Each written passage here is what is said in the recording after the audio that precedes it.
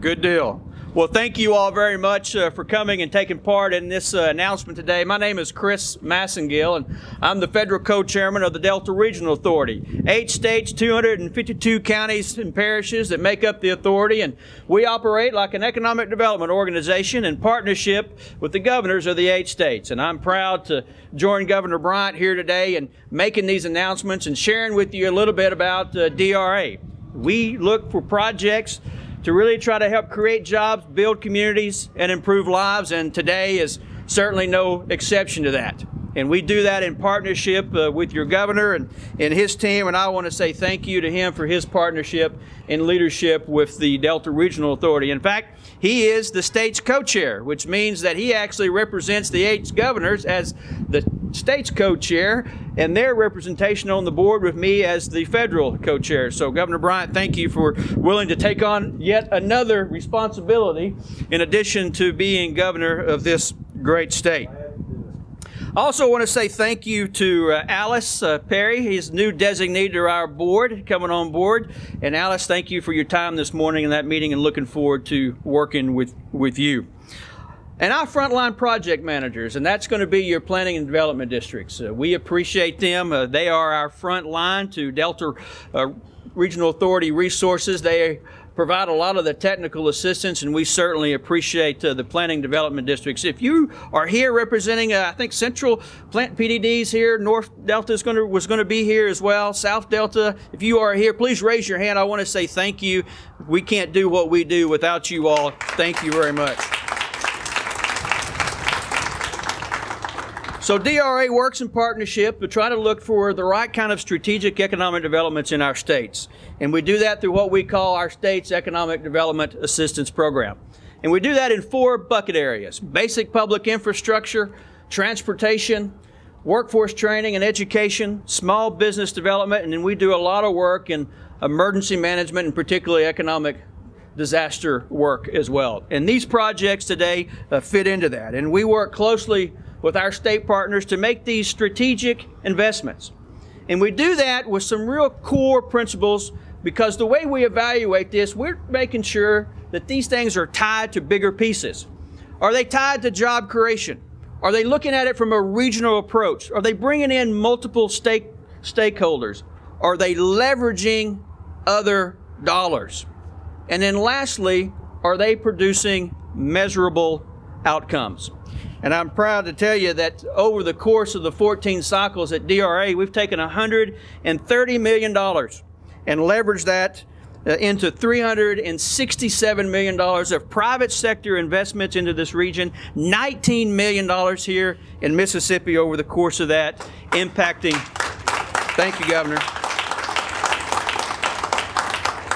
And that's impacting about 3,200 jobs that we've directly been help to either create or retain in the course of those 12 years. And this year certainly is going to be no difference. That's why we're proud to join with Governor Bryant today to announce an additional $1.1 million investments into these 7 projects that's going to leverage another $14 million in private and public dollars into these. That's going to help strengthen water and sewer projects, enhance facilities for groups trying to make a healthier Mississippi, train more workers for our workforce, invest in businesses that will help grow the local economies and help provide opportunities for Mississippians. But what do these investments mean for the average Mississippian? The most exciting part of this, as I mentioned earlier, is that it's about measurable outcomes. Outcomes that are going to impact 95 new jobs through these projects, training an additional 92 workers, connecting 64 families and 515 people to basic services to help be safe and healthier in their homes and in their communities.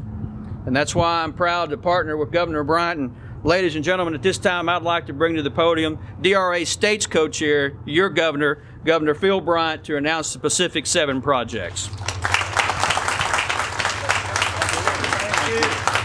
Chris, thank you so much. It is my great honor to be the state's co-chair for the Delta Regional Authority. And at $14 million a year for Mississippi, I wouldn't mind doing it one more year.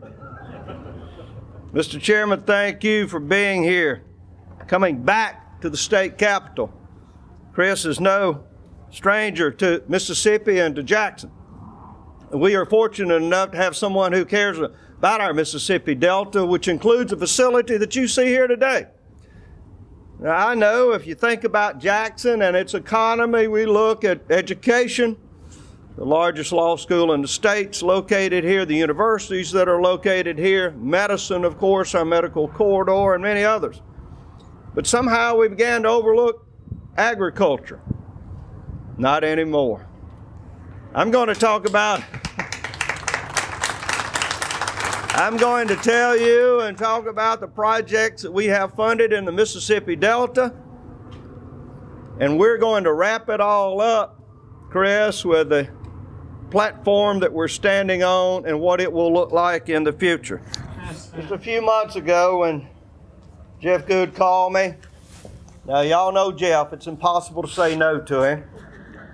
But he had an idea of how farmers could get their produce primarily to a market that would be able to get that fresh-grown produce here from Mississippi to our restaurants, so that you would be able to enjoy Mississippi-grown products at your next visit to one of Jeff's restaurants, or other restaurants, of course. We might even get more of them on the tables in schoolhouses across Mississippi.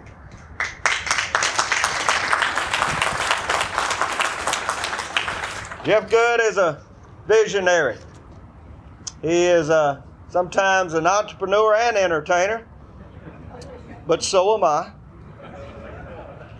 But I want to call him forward and let him tell you what the Upland Farms Food Hub is going to do. When I was a young boy, my grandfather grew eggs and watermelons.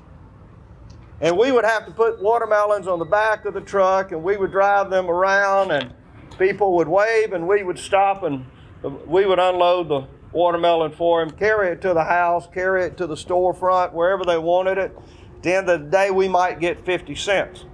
That's how people went about selling their produce and products, the same way they do it today. We're going to change that dynamic. What Jeff is about to tell you about will be a one opportunity again for us, one great opportunity for us to lead the nation. Jeff, come forward and tell us about the Soul City Upland Farm.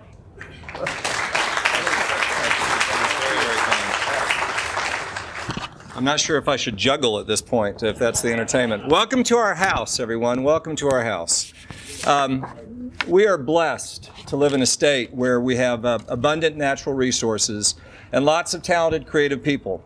Our great state has many attributes and many incredible industries, and agriculture is certainly one of them. Ladies and gentlemen, we live in a state where we have $7.5 billion in annual agriculture production. $7.5 billion.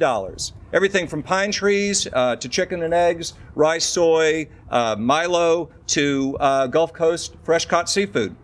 But the thing that may shock you about this is out of $7.5 billion in agriculture, only around $120 million is fruits and vegetables, produce.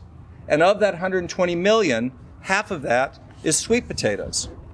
And that statistic is why we're standing here today, and that statistic is what brought us together. It's not just me. David Watkins Jr., Dan Blumenthal, Nick Wallace, Grady Griffin, an amazing team of folks to come together on one idea to be able to reignite the economies of small towns all across Mississippi, from Collins to Clarksdale. So folks, here's the analogy. It's time to bring the community back for a potluck dinner. In a fashion, but this time, instead of feeding a family, our goal is to feed an entire state. We are setting the table, and everyone needs to bring their covered dish. Each dish is going to have its own charm, its own flavor, its own purpose. There's a chef that made that dish. But everyone can't bring a turkey, and everyone can't bring a casserole. Somebody needs to coordinate the menu. See how I'm playing with this with the restaurant? But we can't coordinate and take away from the authenticity and the creativity and the flavor of those people bringing that dish. We need to honor the people in the system. And that's the job of a food hub, to coordinate resources and maximize opportunities. We're here to serve as value chain coordinators. Our role is to survey all of the grocery stores, restaurants, hotels, cafeterias, schools, and put together an overall demand list of what they want, when they want it, and how much they need. Then we can take that demand schedule out to the dozen farmers that are pickled all along you right now. We can take it to those farmers and hundreds more and say, hey, where do you want to sign up to get your piece of this wealth? Because we have contracts for food. Our role is to bring the actual guaranteed demand to farmers so they can plant with certainty. This will be a dramatic increase in Mississippi farmed produce, and it will create an explosion of product that we see in the grocery stores, in the restaurants, and yes, Governor, in the schools. That's part of our goal. We're going to provide economic opportunities for farmers, for small farmers to grow more, for big farmers to cut out part of their row crop and start growing specialty crops, and for new farmers with a partnership with Hines Community College to be able to come on and learn how to farm. Working together works, and all are welcome to work with us. We need farmers. We need employees. We need financial investors. We need nonprofit support. We need for-profit support. We need sponsors for projects. We need advisory board members. We need collaboration across private, public sectors. We need you. We need each of you. Won't you join our party? Won't you bring a covered dish? We want to specifically thank the governor. Governor Bryant, you saw it. And Chairman Masingill, you saw it. They were open. Their acumen and their vision saw what we were proposing, and they saw that it met the SEDAP plan. We want to thank all of our friends at UMMC. This is their property, this entire campus. We came to them and said, you have a fallow building. We have an idea. Will you work with us? They bent over backwards to make this happen.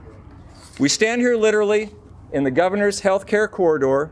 We stand here at the Up and Farms Food Hub. We stand here at a place that's soon going to be known as the crossroads of health and wealth. And we're going to create that daily for all the people and all the communities statewide. Enough of me. I'll take an applause on that. I would like to quickly, again, I want to thank all of our CDAP winners. I'm sorry to grandstand, but, you know. I apologize, but I would like to have a chance for you to meet Cindy Ayers of Footprint Farms. She's going to share a few thoughts about our work from the farmer perspective. Cindy is one of the farmers right here in Jackson. Yes, we have farms in the city of Jackson, Mississippi, within the boundaries. She has been leading the local food movement for quite some time. We're very thankful to count her as our partner.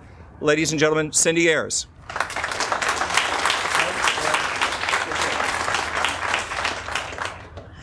Thank you, Jeff.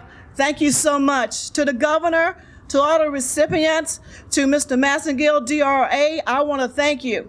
On behalf of the farmers in the state of Mississippi, this is to whom I'm speaking for, not just Footprint Farms.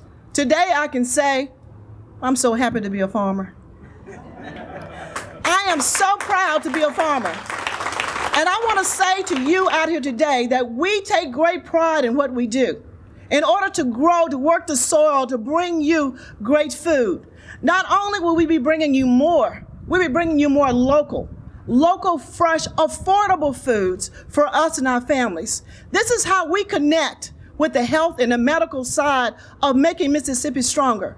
From the economic dollars that we'll be producing to bring here to this state, to the health changes that we will be doing, not waiting for someone else, but doing it ourselves in our backyards, in our fields, to bring food for our schools, for our children, for our future, for us. How do we work with University Medical Center to help take a stand against diabetes and hypertension? What do we do to make sure that we are creating a healthier workforce, to make sure we got more people to serve? For companies then to come to look at us as the #1 place, not only to start a business, but to have a healthy workforce. For us to be able to create more dollars. How do we bring more partnerships? We do this by bringing in our other partners, USDA, NRCS, FSA, all of our local community colleges, our universities, Mississippi State, Alcorn State universities, each and every one of you. We want to create new farmers. We want to create new ways. You know, usually when you see me, I'm in my pink hat and my work boots. I don't mind working with the soil. But this is a new look and a new face of what farming is all about. It's not my great-grandparents' farm anymore. We should get this mentality out of what it is. Not only are we planting seeds in the soil, we're planting seeds in the brains and the minds for all of our young people to come forth and to see how proud it is to be a farmer, ag producer, to be able to create dollars right here in our state. We have the land, we have the know-how, we have the people reaching out. Governor Bryant stepped to the forefront and says, not anymore in Mississippi. We're going to make a change in agriculture and the way we do things. We can't do it alone. It's all of us. It's all of you. It's all of the restaurant owners out there. It's all of the people who have land that's been sitting fallow. All we've been doing is paying taxes. Let's make it make dollars. To our Department of Commerce that's out here, our Planning Development District, you know where we are and what we do and what we have. We have a major resources and it's right here, and we call it the great state of Mississippi. I am so proud to be with you today. I'm so proud of what's happening here. I want more farmers and whoever is looking to come on board, but the one who's looking for an opportunity to grow things differently. For those second chancers, for those who, I'm not sure what I want to be when I grow up. It's an opportunity for you to learn, for us to pull together all our resources and to take it to the nation, to be the first. We are agriculture in the best way. We are farmers. Thank you so much.